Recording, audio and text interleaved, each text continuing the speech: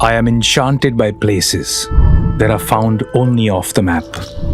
I am fascinated by people living in nature's lap, floating in the middle of nowhere. Yet until I have discovered the unexplored, I won't rest. I am Cyrus and I am on a quest to unravel the lost essence of India Season 2. Presented by Jeep, associated by whitehatjunior.com. Ever been to a place where every blink of an eye opens up to a picturesque moment? Like a painting lost in the lap of nature. Welcome to the jewel land of northeastern India, Manipur.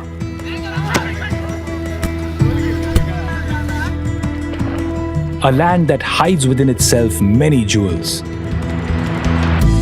Driving between the towering mountains and deep gorges, this place makes me feel so alive. And the icing on the cake is the spirited drive. My quest for the lost essence has taken me to some of the remotest gems of India. But the place I intend to explore today is as secluded as anything I have ever been to. In my pursuit of the lost essence, I have often been amused by the diversity of our country. So many languages, with so many more dialects, and yet we manage to communicate perfectly.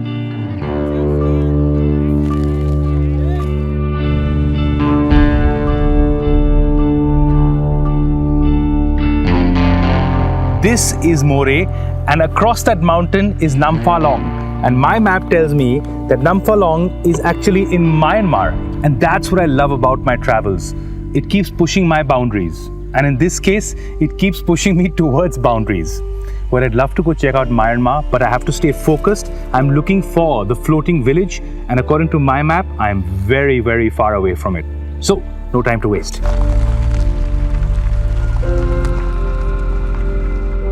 Hi! Loktak. And I want to go to Loktak Lake. It's very far from here. You have to go straight.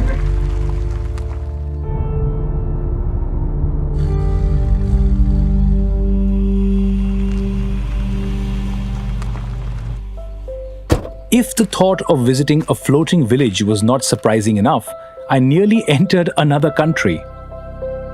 And while I was still coming to terms with that, here I am.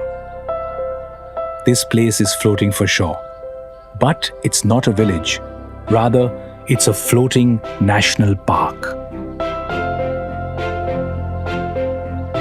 I have been on many uncharted road trips, but a trip on an island that moves? Now that's a first for me. One look at this national park and it looks like nothing short of a mystical place from a sci-fi movie. Still relatively unknown outside of this region, the Kaibul Lamjau National Park is indeed a hidden jewel of India. I bumped into the floating national park by mistake. A happy mistake, by the way. But now I am headed to discover the hidden floating village, which is apparently on the other side of the lake. I'm told it's a long and arduous detour, but whatever might be the route, I am prepared and how.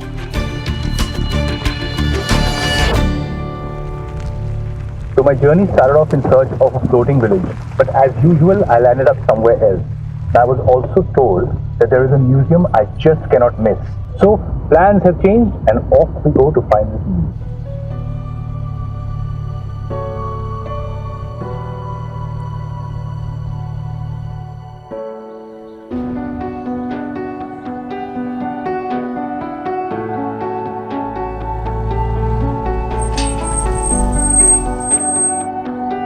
Moirang is a pretty discreet town, but history as we know it was written here. Let me show you why.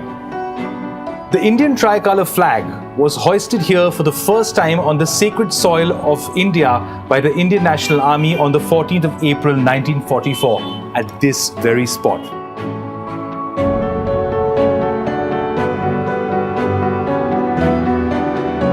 This is the INA War Memorial Museum, which we have dedicated to the brave soldiers of INA under the leadership of Netaji Subhash Chandra Bose. They have sacrificed their life for the freedom movement of the country, and this provisional government of Free India was like an exile government which was formed in Singapore 78 years back. And today we are celebrating the anniversary of the 78 years of the formation of the Azad Hind Fauj government.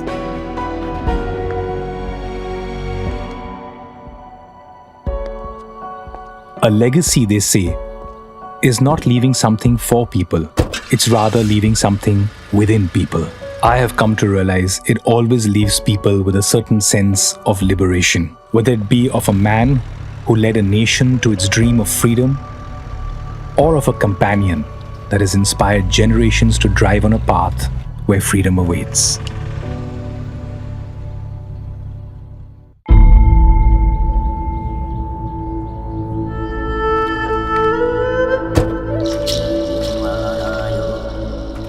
If Manipur is the jewel land of the Northeast, then its most prized jewel is right behind me, the floating village called Thanga on one of the largest freshwater lakes in the Northeast, Loktak Lake.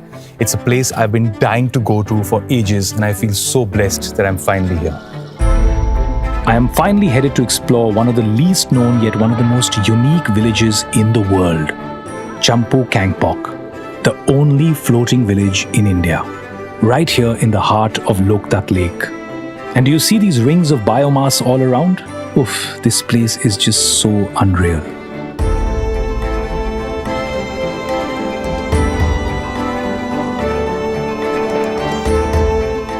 Look at this place. I mean, you come to places like these and you really don't know why you're here and what you did to deserve such beauty. The reason I'm dressed in this poncho is because the weather here changes every 5-10 minutes. So it was quite sunny initially. Now there's a light drizzle. It may start raining heavily, so you need to stay covered.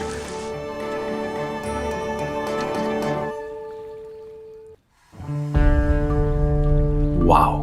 Champu Kangpok is literally a floating biomass with more than 300 families in the middle of nowhere.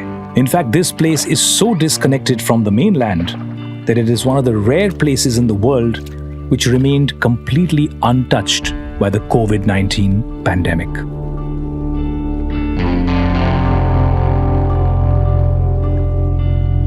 Just look at this lake. It takes care of their food, water, livelihood, shelter, and every other sustenance. This is a different kind of fishing than I have ever experienced before.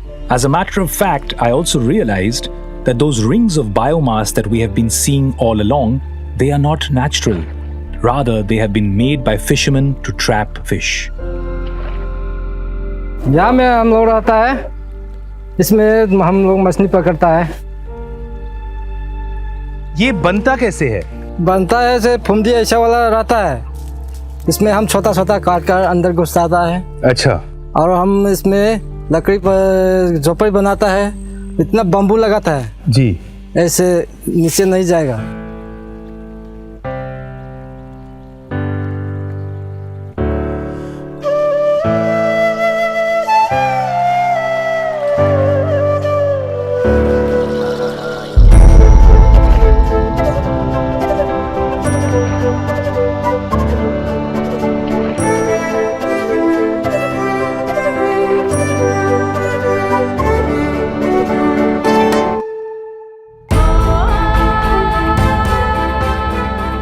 All of us have been so enticed with Hollywood sci-fi movies depicting fictitious worlds like the floating Pandora Islands.